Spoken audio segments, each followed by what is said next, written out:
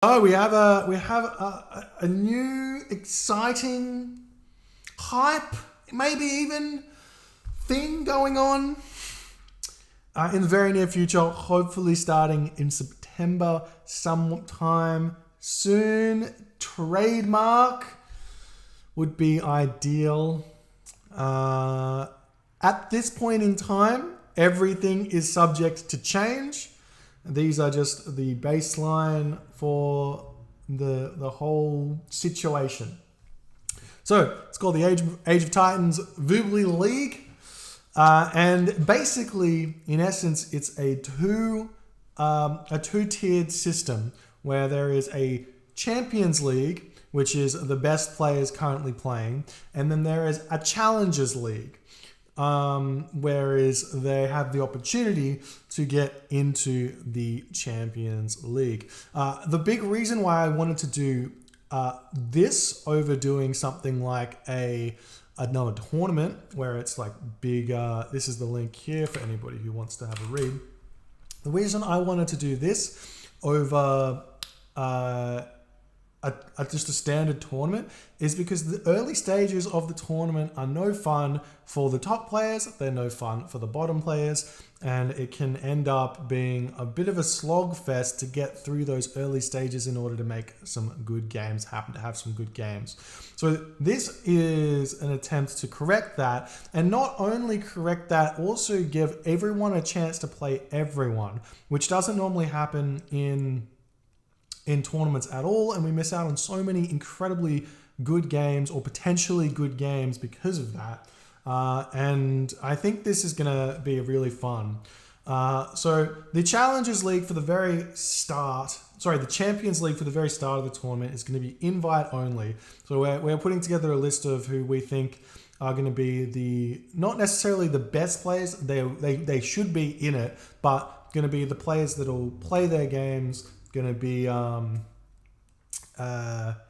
the good players, and everyone, and that's the gist. We don't want to invite someone who is going to be flaky, even if they are the best player. They're not going to be given an invite. They're going to have to prove themselves, and a big part of proving yourself is going to be past experience in tournaments. So, for example, in the Bill Gregg Open, if you played and participated in that, that's a really good standard for what we expect you to be able to put into this league. So that's going to be the vibe. So it's going to be 2 groups of 8 players in the Champions League. That means 16 players are going to get an invite into the Champions League. And then for the Challengers League, it's going to really depend on the numbers of people who want to sign up. We haven't done something like this before, so we have no idea how many we're going to get. Ideally, we'd want to get 16. But we may be able to make it work with more. The big point is we want it to be not to go for too long. So as you can see here, the group stage is going to go for 7 weeks, which means we're going to have everyone play everyone once. So that's 7 rounds in your group. And if there's 8 players, that's 7 games each. And hype, right? That's sick. And then and there's also going to be best of 3 for the group stages. Each player is going to get 1 home map. And a home map can be whatever map you want it to be.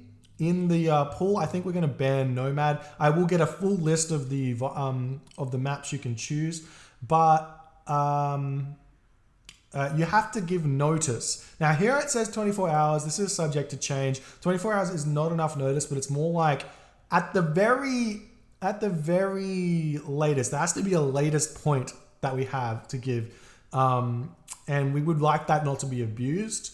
So it's definitely it's definitely like, what am I saying? What am I thinking? My brain's gone. This is more of like a cutoff point, more so than like this is when you should be giving notice. Like ideally you would give notice of your home map at the point of scheduling. So this may move to 42 hours or 72 hours or something like that. But we are going to have a point where we're going to cut that off. And if you don't pick one of those, then you have to pick one from the standard map pool. So you can opt to say, I am going with the standard map pool, and then tell them on the day what map you're playing. That's fine. Or you can pick any map from this big list that we haven't wrote up yet. So that's going to be things like River Styx, Team Migration, Islands. You can pick any of those. I haven't written in the rules yet, but you can pick Supremacy or Conquest for your map type if you want to in your home map. Otherwise, it's just Supremacy on everything else. If there's a game 3 in this, we're going to do a random wheel in the style of the Bill Gregg Open. Basically, it's just like we have a wheel which has every single map that we would accept to be in the game in like a standard one. So like all the maps from the standard map pool plus some from the Flame map pool that we like. That has not been decided yet. So any input on maps you would like to see or the maps you would hate to see would be much appreciated. Feel free to put comments here or on the chat or on the YouTubes or wherever. Now, here's a big thing about the way that we're going to structure points. We want every game to be played. Well, I personally want every game to be played if that's possible. So I'm giving you a point for a loss. So if you turn up and you lose, you get 1 point. Wonderful, right? If you win, you get 3 points. If you forfeit, you get nothing. And if you schedule and you don't show, you're going to lose 3 points. That's a big thing. We all hate it. So this is a don't schedule and no show. There's going to be an exception to this if that you schedule and then you say you can't make it. That's fine. That's just a forfeit. But if you say nothing and everyone's waiting around for you for, say, I don't know, like half an hour, not being decided yet, then you will get the -3. So that's how the league is going to go. Completely fine. You're going to get your seedings or your positions in your group. Done. Happy days. That's a good point, Schwakos. Or Huacos. Schedule no show equals kick. Very potential for the challenger bracket. If you don't schedule, you might get kicked, but it will screw up any scheduling we've made. So that's a big problem, and we want to avoid that if we can. So the playoffs. Just imagine like a standard tournament bracket. It's going to be the top 4 from each group. So it's going to be quarters, semis, and finals. There's going to be a 3rd or 4th game played because there is a prize pool. But now here's when the fun stuff starts becoming. Okay, this is the fun stuff. The bottom 4 players from each group are going to play each other. So if you're placed 5th in your group, you're going to play the 8th placed player in the other group, and 6th will play the 7th, etc., etc., with the losers being sent to relegations. Now, this is the current working, we've had a little bit of discussion about it. I don't think it's 100% set in stone, but this is the current working of how it's going to go. Relegations are going to be a possibility that you lose your spot in the Champions League. So you will play one of the players from the Challengers League who has made it to the top of the Challengers League. So basically, it's going to be the top 4 from each group will play a game, similar to how the bottom 4 players of each group will play a game. And then those players there will then match up with the players from the Champions League. So the top challengers will play the top champions. And then if you win that game, you get to participate in the Champions League in the next season. So nobody's spot is set in stone. And if you don't get an invite for the first season, you can play your way into the Champions League for the second season. So this is a great point, Joe. There is not enough activity right now in 1v1, and that is the point of this, to promote that activity. Someone made a post the other day about no one in the top, or everyone in the top 1v1s having a winning streaks. in the top 20 having winning streaks. So we are attempting to rectify said situation through this thing. So the players for the challenges, it's pretty much exactly the same, except it's going to be just the top 4 from each group. Totally fine. It's all best of 5 at playoffs, and we're going to do a Bill Greg Open style map selection thing for everyone at the start of the week, so everyone gets to know which maps they're playing on in advance. We do that with a random wheel. Grano JJ's done it a bunch, so it's going to be perfect. It's going to be fantastic. Not sure if we're going to use only standard maps for this or also have some of those extra maps. Not decided yet. So any input on that would be appreciated. Prize pool. I'm donating some money to this. It's currently at 200 Australian dollars. If you would like to donate, please donate. It would be lovely. The more money for these things, the more incentive for the players to perform well. And honestly, everyone is more hype over something that looks with a large number over a small number. And if we get a good donation pool, maybe we can keep that going on to the next league as well, if it's cool. The first player is going to get 60% of the pool. Second player is going to get 30%. Third player is going to get 10%. That's why we're doing a third, fourth thing. The invites are going to be going out next week. They are only going out to active players. So if you see this and you're inactive and you want to come back and play, you can send us a message and we can consider you, but you're gonna have to show that you are active and want to play, because a big part of this is going to be playing your games. If you don't play your games, it's gonna be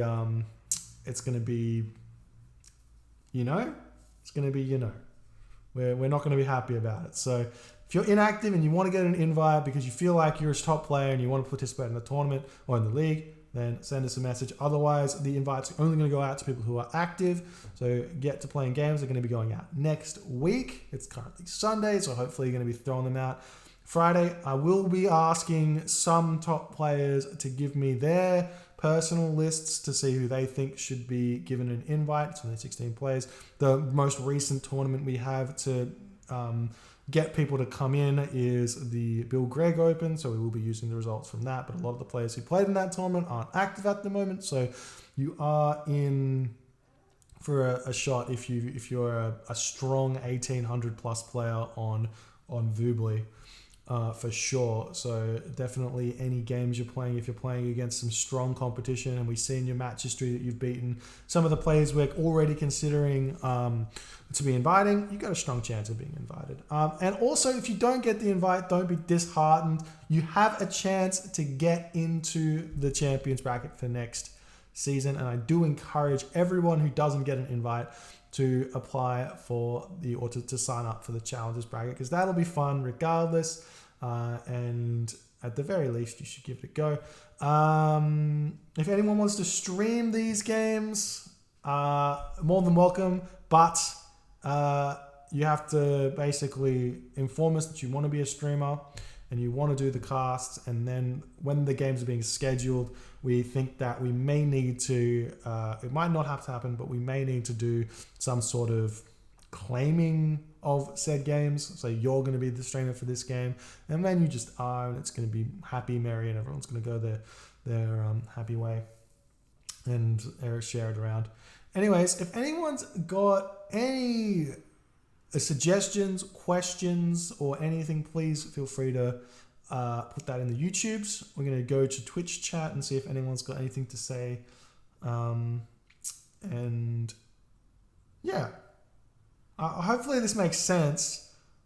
I'm pretty sure I explains it all fairly well, and that nothing is set in stone just yet. So we'll see. So Joe said, I feel like a small patch update will be good for before the tourney. It's funny that you say that. It's on the cards, but we can't change. From what Kona JJ said, nothing is going to change which beyond technologies. Does that make sense? So I think we can change the way a technology works without breaking recorded games or something like that. So there may be a small, very small patch where some technologies might get changed. I could be wrong. Don't know. Don't quote me on it. Maybe. I wouldn't be against a small patch change either, to be honest. I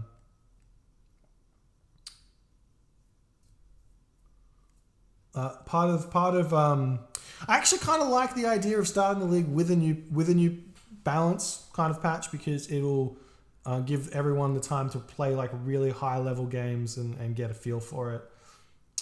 And if anything changes, then you find out in the tournament, which is cool. But whatever. Am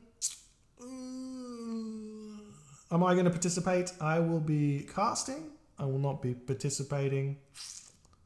I don't participate in 1v1 tournaments because I suck and I get salty when I lose. And that is the honest truth.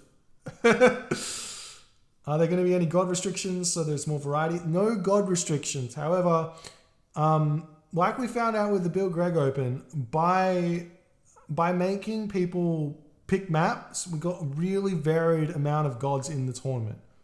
It was really, really cool. I think we saw every single civilization represented fairly well. And I think it was by sheer coincidence that we got an Egyptian mirror at the end of the tournament. Because I'm pretty sure that Scardy was third, right? So yeah. I feel like it's easy to overbuff Set accidentally. Yeah, Set could be overbuffed for sure. Are there any maybe keep the patches at once a year? Yeah, I think that's the other thing. There's not going to be a big patch until next year for sure, just because reasons like that. But Set was fairly balanced at 3.0. I don't know if you could say. I mean, you could probably say that it was fairly balanced, but it needed a small nerf and it got too big of a nerf. You could probably say that its nerf is too big. That's probably fair, but it definitely needed something. Anyways,